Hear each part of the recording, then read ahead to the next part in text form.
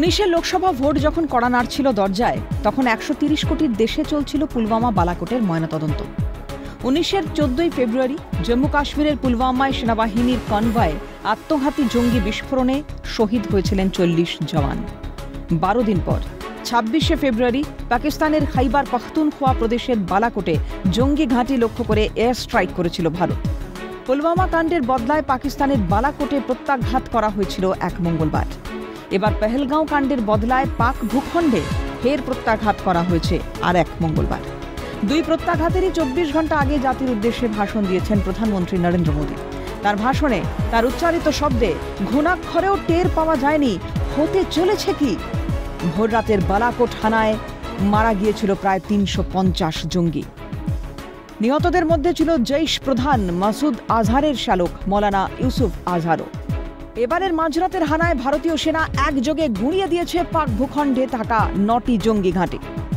নিহত অসংখ্য জঙ্গির মধ্যে আছে মাসুদ আজহারের ভাই সহ পরিবারের প্রায় সকলেই।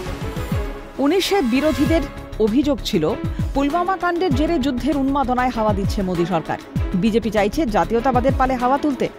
রাফাল যুদ্ধবিমান কেনার চুক্তি নিয়ে মোদীকে ক্রমাগত আক্রমণ শানিয়েছিল বিরোধীরা। 25-এর প্রত্যাঘাতে সেই রাফালই খেলা দেখিয়েছে। বালাকোট হানার বিশ্বাসযোগ্যতা নিয়ে যে প্রশ্ন তুলেছিল বিরোধীরা, এবারও নরেন্দ্র মোদী জানেন লড়াই তার ঘরে বাইরে। একের পর এক সভা থেকে তাই তিনি যেমন নিশানা করছেন পাকিস্তান আর সন্ত্রাসবাদকে, তেমনই নাম না করে কটাক্ষ করছেন বিরোধীদের। जब आतंकवाद के 9 ठिकाने तय करके 22 मिनट में साथियों को ध्वस्त कर दिया, और इस बार तो सब कैमरा के सामने की सारी व्यवस्था रखी थी ताकि हमारे घर में कोई सबूत न मांगे। अब हमें सबूत नहीं देना पड़ रहा है, वो उतर वाला दे रहा है। 6 मई के बाद जिनका कत्ल हुआ उस जनाजे को स्टेट ऑनर दिया गया पाकिस्तान में।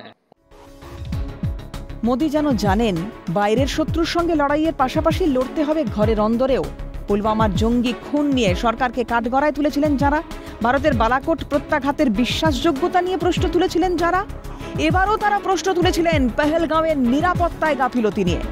নিরাপত্তায় ফাঁক মেনে নিয়েও মোদী সরকারের পাখির চোখ ছিল পাকিস্তানের সঙ্গে কূটনীতির লড়াই আর অস্ত্র নিক্ষেপ করে জঙ্গিদের নিকেশ করার দিকে। জঙ্গি ঘাঁটিগুলিতে হানার আগেই মোদী সরকার স্থগিত করে দেয় সিন্ধু জলবন্টন চুক্তি। এদেশের অভ্যন্তরে কেউ কেউ তা নিয়ে প্রশ্ন তুলেছে, কেউ কেউ প্রশ্ন তুলেছে প্রত্যাঘাতের আগে পরে মোদী সরকারের ভূমিকা নিয়েও। কিন্তু সর্বদলীয় বৈঠক করে দেশে দেশে সর্বদলীয় প্রতিনিধি দল পাঠিয়ে সর্বোপরি দেশের মা বোনেদের সিঁদুর মুছে দেওয়া জঙ্গিদের নিকেশ করতে অপারেশন সিন্দুর করে নরেন্দ্র মোদী কেড়ে নিয়েছেন সব বিরোধীর পালের হাওয়া। বিরোধীদের এক একজনের এক এক ভূমিকা স্পষ্ট করছে মোদী চালে ছন্ন ছাড়া ওরা।